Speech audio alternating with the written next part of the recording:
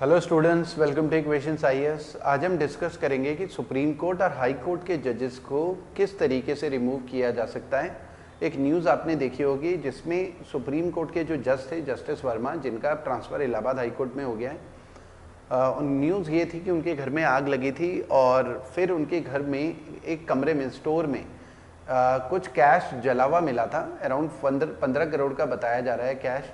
तो उसके बाद से एक डिबेट वगैरह स्टार्ट हुई है कि जजेस को किस तरीके से रिमूव किया जा सकता है।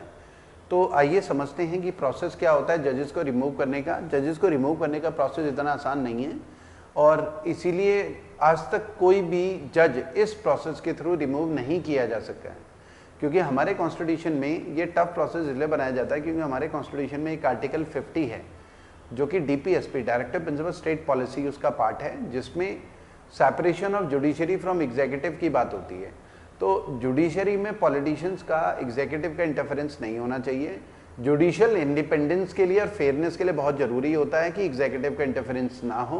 ठीक है, मतलब जज को पता होना चाहिए कि सेंट्रल गवर्नमेंट उनको कभी भी ऐसा ना हो कि उनको कभी भी उनकी पोस्ट से हटा दे, उनका प्रमोशन सेंट्रल गवर्नमेंट ही डिसाइड कर रही है उससे, वरना जज के मन में एक तलवार लटकी रहेगी, यार मुझे तो ये कभी भी हटा सकते हैं। तो फिर जज क्या होगा, अपने किसी भी वर्डिक्ट को ना फेयर तरीके से नहीं दे पाएगा।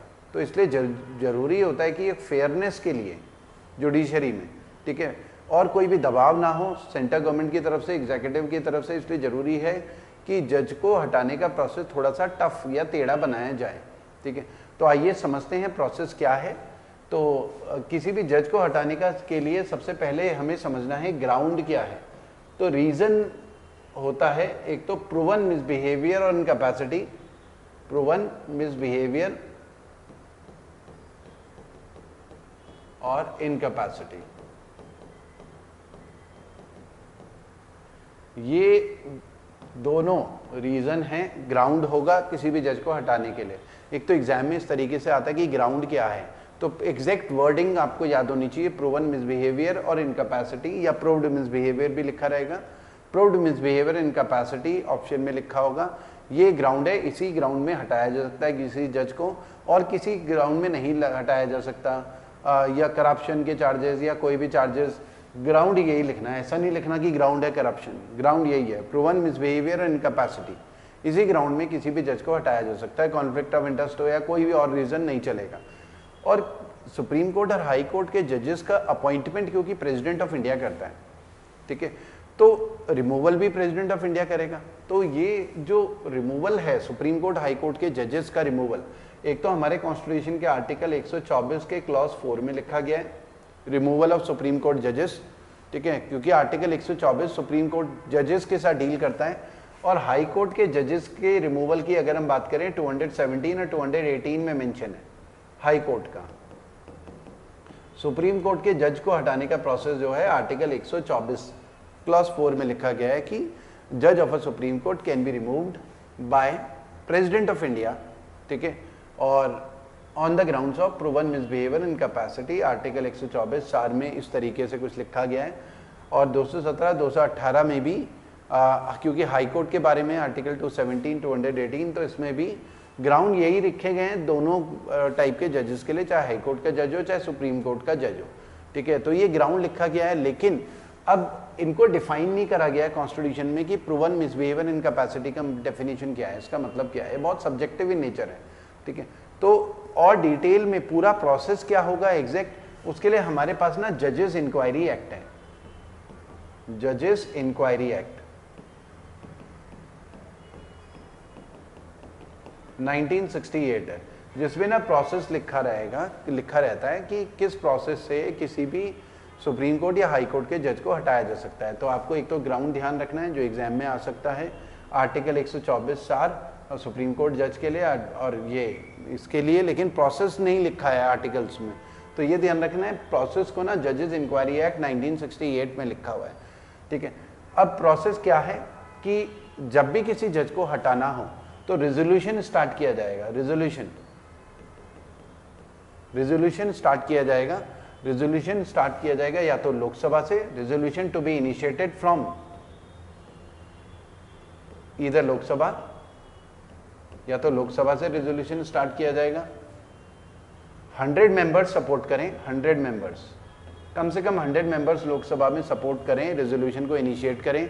और राज्यसभा की अगर हम बात करें तो 50 मेंबर्स। तो आपको ये नंबर भी ध्यान रखना है, कम से कम 50 मेंबर साइन करें, रेजोल्यूशन में इनिशिएट करें, और लोकसभा में कम से कम 100 मेंबर। तो ये नंबर भी ध्यान रखना है।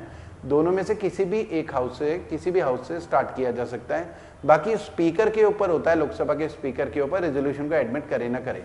राज्यसभा के चेयरमैन के ऊपर होता है रेजोल्यूशन को एडमिट करे ना करे। ठीक है, तो अब रेजोल्यूशन मान लिया एडमिट हो गया कि ठीक है, तो स्टार्ट करते हैं प्रोसेस कि रिमूवल ऑफ सुप्रीम कोर्ट या हाई कोर्ट जजेस का। उसके बाद 3 मेंबर की कमेटी बनती है, 3 मेंबर कमेटी। प्रोसेस ये है कि 3 मेंबर कमेटी बनेगी जो कि इन्वेस्टिगेट करेगी प्रूवन मिसबिहेवियर या चार्जेस। तो 3 member committee will investigate the charges of proven misbehaviour और इनकैपेसिटी ऑन द जज। तो उसको इन्वेस्टिगेट करेगी। इन 3 मेंबर कमेटी में पहला अगर हम बोलें तो सुप्रीम कोर्ट जज ही होगा एक तो, दूसरा अगर हम बोलें रिटायर्ड सुप्रीम कोर्ट जज, वरना प्रेजेंट भी हो सकता है, और तीसरा जरूरी नहीं कि सुप्रीम कोर्ट का जज हो, कोई भी एमिनेंट ज्यूरिस्ट, मतलब जिसको कानून की अच्छी जानकारी है लेकिन सुप्रीम कोर्ट का जज नहीं है मान लिया, तो 3 मेंबर की एक कमेटी बनेगी जो चार्जेस को इन्वेस्टिगेट करेगी। अगर कमेटी ने बोला कि भाई चार्जेस इन्वेस्टिगेट करे और बोला कि नहीं कन्विक्टेड नहीं है, तो फिर तो मामला ही खत्म हो जाता है। लेकिन अगर कमेटी ने बोला कन्विक्टेड कि हाँ प्रूवन मिसबिहेवियर कैपेसिटी है तो हटाया जाना चाहिए, वो रिकमेंड करता है, तो तब भी अभी ऐसा नहीं होगा कि जज हट जाएगा। उसके बाद जो है, क्योंकि कमेटी ने कन्विक्टेड डिक्लेयर कर दिया है, उसके बाद बोथ हाउसेस स्पेशल मेजॉरिटी। अच्छा, वीडियो को लाइक जरूर करें, हमारे चैनल को सब्सक्राइब जरूर, खुल के कमेंट करें कि आपको वीडियो कैसा लगा। अपने क्वेश्चंस भी पोस्ट कर सकते हैं कमेंट बॉक्स में। लाइक और शेयर करें, उससे हमारा भी भला होगा, आपका भी भला होगा। ठीक है, अपने दोस्तों को भी शेयर करेंगे तो उनका भी कुछ भला हो जाएगा। तो special majority in both the houses, दोनों हाउसेस में स्पेशल मेजॉरिटी से पास होना चाहिए, both the houses. Special majority का मतलब होता है एटलीस्ट 2/3 प्रेजेंट एंड वोटिंग होता है, दोनों हाउसेज में एटलीस्ट 2/3 प्रेजेंट एंड वोटिंग, और more than 50% of strength favour में हो। ठीक है, तो ये स्पेशल मेजॉरिटी होता है। तो स्पेशल मेजॉरिटी से पास कराना काफ़ी इतना आसान भी नहीं होता। तो लोकसभा से भी स्पेशल मेजॉरिटी, राज्यसभा से भी स्पेशल मेजॉरिटी से रेजोल्यूशन पास होगा। फिर उसके बाद president is bound to remove the high court and supreme court जज। फिर रिमूवल प्रेसिडेंट ही करेगा क्योंकि अपॉइंटमेंट भी प्रेसिडेंट ने करा है। तो रिमूवल, ये रेजोल्यूशन पास होने के बाद president is bound to remove the supreme court and high court जज। तो ये एक प्रोसेस है जिस तरीके से सुप्रीम कोर्ट और एक हाई कोर्ट के जज को रिमूव किया जा सकता है। तो काफ़ी एक लंबा सा प्रोसेस है। आपको साथ साथ आर्टिकल 50 भी उसी से जुड़ा हुआ है, तो आर्टिकल 50 का भी ध्यान रखना है। Article 50 separation of DPSP, directive principle of state policy, क्योंकि ये चीज़ें न्यूज़ में रहती हैं तो एग्जाम में आने के चांसेस ज़्यादा हो जाते हैं। Separation of judiciary from executive,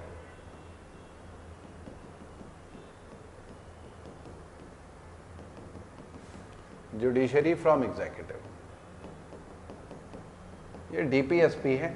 मतलब ये कहता है कि जुडिशियल इंडिपेंडेंस के लिए जरूरी है कि एग्जीक्यूटिव का इंटरफेरेंस ना हो, पॉलिटिशियन का इंटरफेरेंस ना हो जुडिशरी में। तो हमें इनकरेज करना है कि इनका सेपरेशन रहे।